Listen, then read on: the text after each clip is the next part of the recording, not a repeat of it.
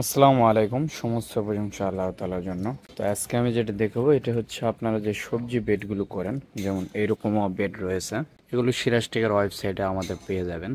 Order দিতে পারবেন, অথবা আপনি এসএমএস এর মাধ্যমে অর্ডার দিতে পারবেন, অথবা স্ক্রিনে দেওয়া যে নাম্বার রয়েছে সেখানে ফোন করে অর্ডার দিতে পারবেন। তো আমি যেটা মূল দেখাচ্ছি সেটা হচ্ছে যে আপনার সবজি বেড যেগুলো স্কোয়ার টাইপের হবে, এটার সেলাইগুলো উল্টা দিকে পাশে থাকে, এতে করে এটা দাঁড়ায় থাকে। দেখেন এখানে আমার ইট কোনো কিছু দিতে হয়নি, এর আগেও দেখাইছিলাম। আর মাটি এবং কোকোপিটের যে মিক্সার থাকবে এটার পরিমাণটা কম থাকবে।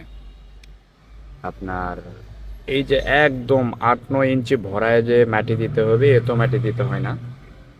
মাটিটা কম রাখবে। এই 4 থেকে 5 ইঞ্চি সর্বোচ্চ মাটি দিতে পারেন। যেমন আমরা এই বেগুন গাছগুলো করছি, এই বেগুন গাছ আরো আমরা পাতলা করে দেবো, আর অন্য জায়গায় এটা সরাই ফেলবো। আপাতত এখানে এইভাবে লাগানো হয়েছে। তো এটা মাটি কিন্তু খুবই কম রয়েছে, 4 ইঞ্চির মতো মাটি দেওয়া রয়েছে, বাকি পুরাটাই তো আমরা বর্তমানে সিরাজটেক করছি কি, আমরা 5 ইঞ্চি হাইটের কিছু সবজি বেড করছি। এগুলো আপনারা নিতে পারেন, কারণ মাটি দিবেন 4 ইঞ্চি, সর্বোচ্চ 5 ইঞ্চি হাইটের হলে হয়। অতিরিক্ত যে একটা মূল্য চলে আসতো এই 10 ইঞ্চি হাইটের জন্য, এটা আর দিতে হবে না।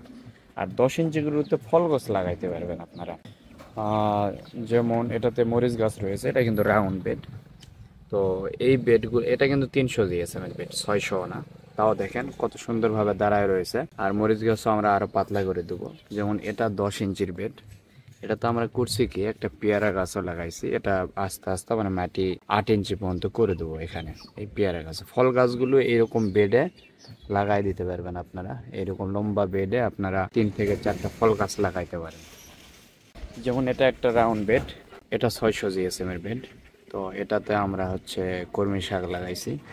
তো এইভাবে আপনারা, এগুলোতে কিন্তু মাটি খুবই কম। যদি আপনি নিচে দেখেন এখানে প্রচুর ঘাস হয়ে গেছে। এগুলোতে মাটি খুবই কম দেওয়া রয়েছে, এটাতে মাত্র 3 ইঞ্চি মাটি দেওয়া রয়েছে। মরিচ গাছ যেটা এর আগে দেখালাম, এটা তো 3 ইঞ্চি মাটি দেওয়া রয়েছে, তবে 4 ইঞ্চির মতো দিতে পারলে ভালো। ঠিক আছে। তো আপনারা যারা সবজি চাষ করার ইচ্ছা রয়েছে, যেনাদের মাটি কিন্তু খুবই কম প্রয়োজন পড়ে সবজিতে, প্লাস সাথে যদি কোকোপিট আপনার প্রায় 50%-এর কাছাকাছি যদি মাটির সাথে কোকোপিট মিক্সার করেন, তো মাটিটা অল টাইম ঝুরঝুরে থাকবে, একদম দলা হবে না। দেখেন একদম ঝুরঝুরে মাটিতে অনেক সুন্দর একটা মাটির শেপ চলে আসছে। আর যদি আপনি শুধু মাটি ব্যবহার করতেন, এমন শক্ত হতো এটা হাত দিয়ে উঠানো অসম্ভব। আপনাদের হচ্ছে 3 কাটা 4 কাটা ওগুলো ব্যবহার করতে হবে, বা কোনো একটা টুলস ব্যবহার করে মাটিগুলো আলগায় দিতে হয়। এতে করে আপনি কোনো একটা খাবার দিলে সেটাও ভিতরে সহজে প্রবেশ করে না, অনেক সমস্যা রয়েছে। এই জন্য বলবো আপনারা মাটির সাথে অবশ্যই কোকোপিট ব্যবহার করবেন।